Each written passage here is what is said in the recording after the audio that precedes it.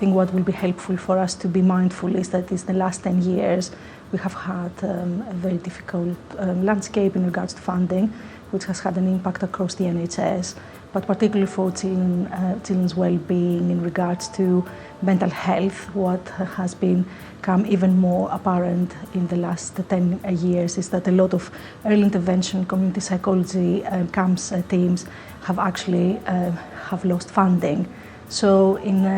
the last 10 years probably we have had lots of difficulties in regards to reaching out to the right children, young people and their families that they might need support quicker before things become much more entrenched and more difficult to be tolerated and managed, not only by the child or the young person, but also their family, their school, their community, and in generally the support that they might be able to access through the NHS and the camp services.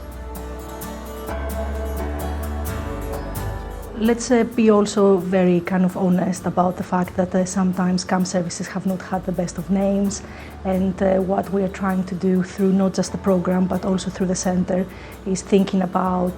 that as in physical health,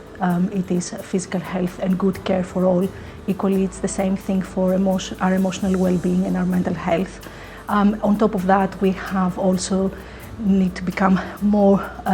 better at, I would say, in regards to reducing barriers for people to accessing psychological support at the right time, and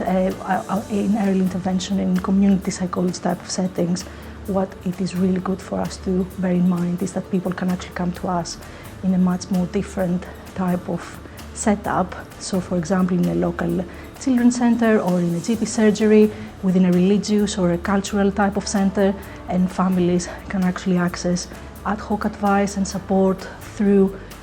us being very much present alongside other professionals, working with families and young people and children, and in that way actually being able to be at the front of support alongside other services. Not only that, but actually creating less worry, but also less stigma in regards to the accessing psychological services, and actually the fact that at some point in our lives we might be experiencing some kind of difficulty, and actually it's okay to talk about it, and normalizing that speaking to someone, getting the right support at the right time can actually make a really big difference, and actually very more benefits for the future, not only of the family, the child and the young person, but also in regards to across the lifespan. I think the biggest reward is obviously having the privilege of working with families and children, young people, having the privilege of getting to know a family, a child or a young person, and being part of their lives, and hopefully being able to offer them support, sharing knowledge, and sometimes becoming a little bit of philosophical as well, and kind of like thinking about what's the meaning of things, crazy things like exams and things that everyone is really, really worried about, and actually the fact that even though now it's all about results, for example, in reality it's about us evaluating how good we are at something and how we can become better. So sometimes it can be about trying to deconstruct something that has become a false belief and an idea that actually makes us much more worried and obviously has a great impact on our mood. So even something like that, which happens to everyone because we're all going to have exams, for example, at some point in our lives, it's about helping young people to be able to manage and cope with the stresses and getting the results and hopefully the kind of good marks at the end of their hard work and effort. If you have the passion, you need to follow, and you need to be able to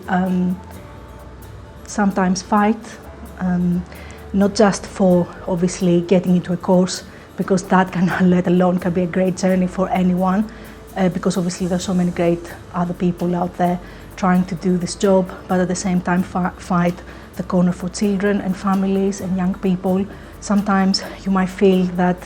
perhaps maybe you're a junior member of staff